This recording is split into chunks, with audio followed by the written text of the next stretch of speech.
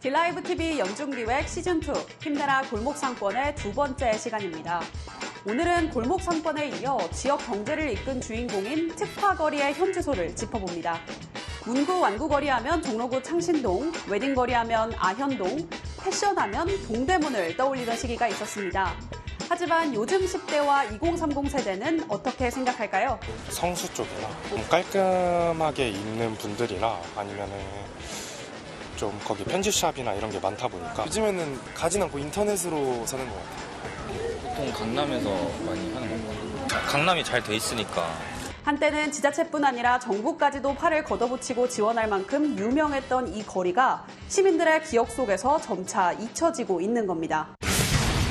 먼저 창신동 문구완구 거리입니다.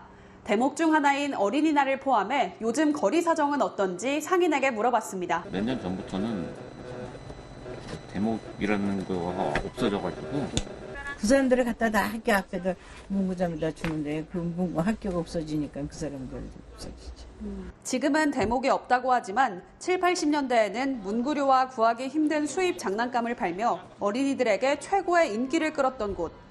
본래 창신동 문구완구거리는 청량리 전차 역사가 동대문에 위치하면서 버스에서 볼펜을 파는 것으로 시작됐는데요.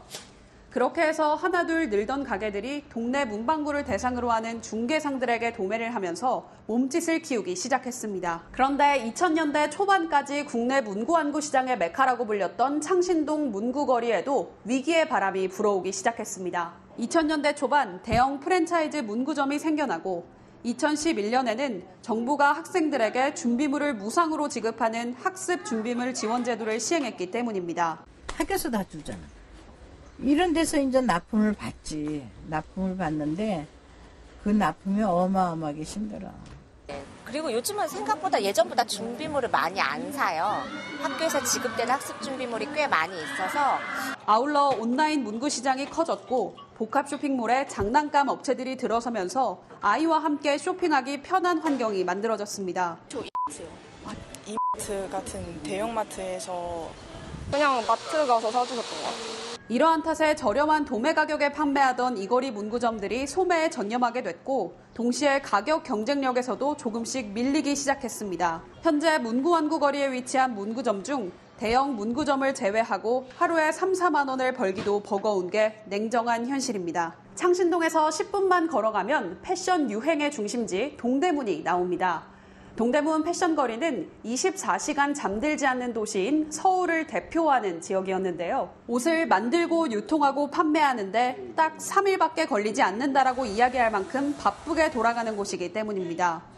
신당동과 창신동을 중심으로 봉제 패턴을 만드는 기술과 동대문 종합시장 상인들의 노력이 더해져 3만 개의 의류 도소매 매장이 집결했고 동대문에서 만든 옷이 인터넷 쇼핑몰에서 재판매되고 중국으로 수출되는 등 대유행의 붐이 일었습니다.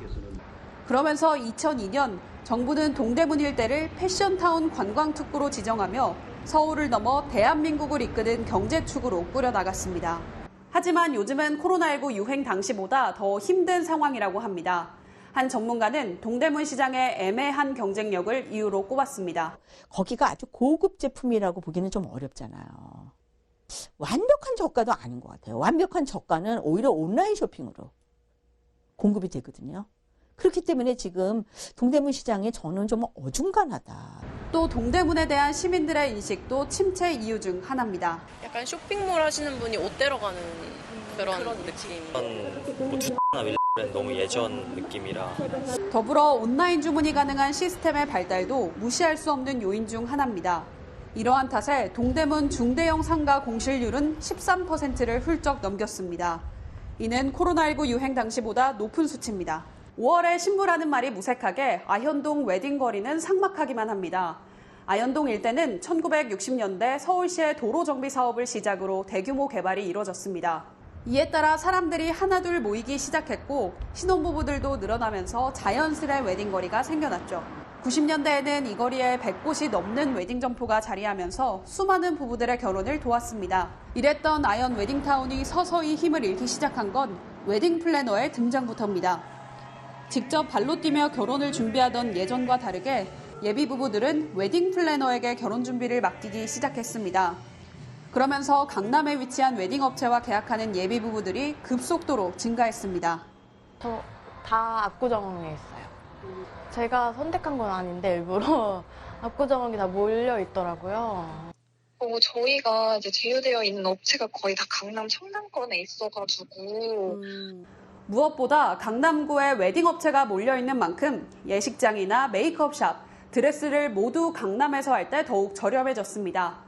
거기는 성수 쪽이었는데 처음에 거기를 진짜 하려고 했어요. 근데 강남을 벗어나면 추가 요금이 들고 너무 비싸져서 취소했습니다. 이러한 이유들로 현재 아현 웨딩거리는 웨딩보다는 파티나 연주복이 필요한 사람들이 찾는 거리로 변하고 있습니다. 또 창신동 문구 완구거리는 일상적으로 물건을 사러 가기보다는 옛날을 그리는 추억의 장소로, 동대문 의류상가는 도심 한가운데 텅텅 빈 공실채로 단골 손님만을 기다리고 있는 상황입니다.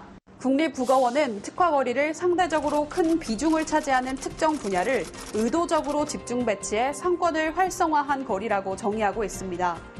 하지만 현재 서울 시내 특화거리는 시대의 변화 속에 특별한 해답조차 찾지 못한 채 흔들리고 있습니다. 딜라이브 뉴스 이초원입니다.